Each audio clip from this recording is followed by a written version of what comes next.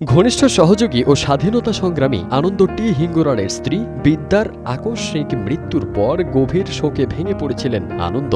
সেই কঠিন সময়ে প্রিয় মানুষ হারানোর বেদনা সামলে মানসিকভাবে শক্ত থাকতে তাকে নিয়মিত চিঠি লিখতেন মহাত্মা গান্ধী। দিনের পর দিন লেখা সেই ছোট ছোট বার্তাই একসময় দাঁড়ায় ৬৮৮টি বিরল ও ঐতিহাসিক চিঠিতে।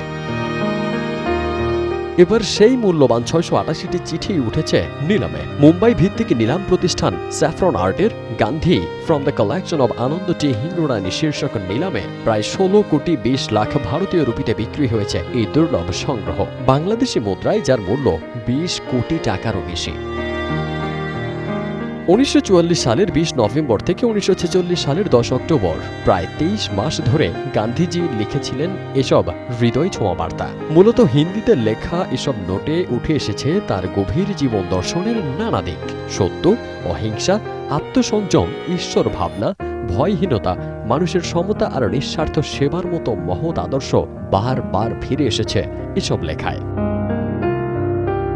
৬৮৮টি বার্তার প্রথম ৫১৯টি লেখা হয়েছিল আনন্দ হিঙ্গুরানের দেওয়া একটি বিশেষ অ্যালবামের পাতা শেষ হয়ে গেলে বাকি ১৬৯টি বার্তা লেখা হয় একটি নোটবুকে। বেশিরভাগ লেখার নিচে তারিখের পাশাপাশি লেখার স্থানও উল্লেখ করেছিলেন গান্ধী।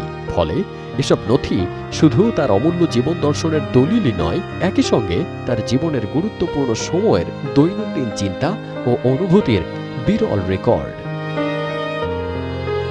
আনন্দ টি হিঙ্গুরানি ১৯৩০ সালে সবরমতী আশ্রমে গান্ধীর সঙ্গে যুক্ত হন। ঐতিহাসিক ড্যান্ডি মার্চ এবং ভারত ছাড়ো আন্দোলনেও সক্রিয়ভাবে অংশ নেন তিনি। স্বাধীনতার আন্দোলনে জড়িয়ে একাধিকবার কারাবরণ করেন তিনি।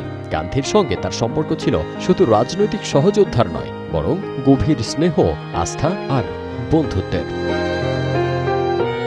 নিলামে গান্ধীর আরও কিছু দুর্লভ ঐতিহাসিক স্মারক বিক্রি হয়েছে। তার ব্যক্তিগত পেটি চরকা ও দুটি চিঠি বিক্রি হয়েছে ১ কোটি ২ লাখ রুপিতে। ঈশ্বর ও ভগবদ গীতা নিয়ে লেখা ৩টি চিঠির সেট বিক্রি হয়েছে ১ কোটি ৬৮ লাখ রুপিতে। আর গান্ধীর লেখা এমন একটি বিরল স্বাক্ষরিত ছবি বিক্রি হয়েছে ৭৮ লাখ রুপিতে। নিলামের আগে ৬৮৮টি চিঠির আনুমানিক মূল্য ধরা হয়েছিল ১৫ থেকে ২৫ কোটি রুপি। শেষ পর্যন্ত ১৬ কোটি ২০ লাখ রুপিতে বিক্রি হয়ে ঐতিহাসিক লিখিত দলিল নিলামে নতুন রেকর্ড করেছে এই অনন্য সংগ্রহ।